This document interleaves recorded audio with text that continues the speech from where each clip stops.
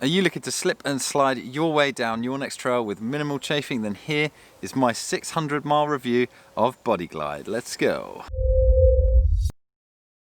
Hello, Russ here, bringing you the best tips and inspiration for hiking around the world. If all of that sounds right up your street, then do consider hitting that subscribe button below for more content just like this every single week. I picked up this stick of Bodyglide for about 17 quid on Amazon just before I started the Rota Vicentina because I really wanted to try this stuff out. So I've probably done about 600 miles with this particular stick of Bodyglide. As you can see, it's all a little bit scuffed up now. So I decided to give this a go because I don't like wearing underwear with shorts, especially if they've got lining. So I really like to be as comfortable as I can while I'm pushing big miles. Later on in this video, I will talk about the pros and the cons, but first, let's go over the specs. So this stick of Bodyglide cost me 17 quid on Amazon, but in the US it only costs $9.99. It weighed 42 grams, brand new, but now it only weighs 34 grams, considering that I've done 600 miles with this and I used it almost every day while I was on the trail. It's actually lasted really long. Okay, the ingredients are capric triglyceride, caterol alcohol, ozocorite wax, glycerol, behenate sterile alcohol, allantoin, and vitamin E. I personally don't know what half of those ingredients actually are, but I do know that it is 100% vegan and it is never tested on animals. It's got a really hygienic lid, which is really easy to pull on and off, and it actually stays on pretty well while it's in your backpack. The application is a stick application. It's a bit like a Pritt stick or one of those kind of stick deodorants, and it feels quite similar to a deodorant as well. It's wetsuit, clothing and footwear safe. It gives you all day protection if you put it on in the morning. It's skin safe and it's also sweat and water resistant as well.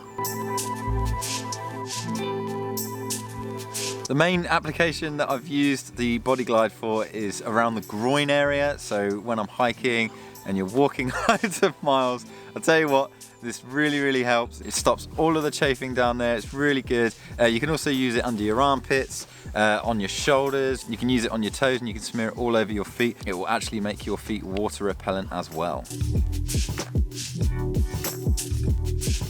Let's talk about wear and tear. So after 600 miles, as you can see, the label is pretty much scuffed off. I can't read what's on that anymore, but the packaging's held up fine. The screw application's held up fine as well. The actual stick inside, it wears off really well. It doesn't actually kind of crumble or anything like that. It's a really sturdy bit of kit. To keep things a little bit cleaner, it might be a wise idea to take the label off when you buy it. It will stop it kind of scuffing and ripping up and marking things that are in your backpack. But yeah, apart from that, the wear and tear is great. It lasts really long. Definitely great for doing loads of miles and for doing really long hikes that are over a few months long.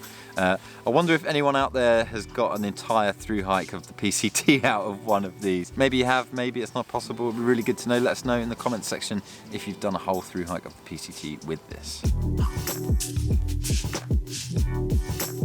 Bodyglide is really lightweight for what you get, and the value that you get for its weight is really good as well. It's a really important piece of kit in my kit list. As I said before, it's really long lasting. After 600 miles, I'm still on the same one. That's why I keep it in my poop kit bag as well, just because it's more hygienic that way. I also really love that it's 100% vegan and it's never been tested on animals, so I'm buying a premium product that's also very ethical as well.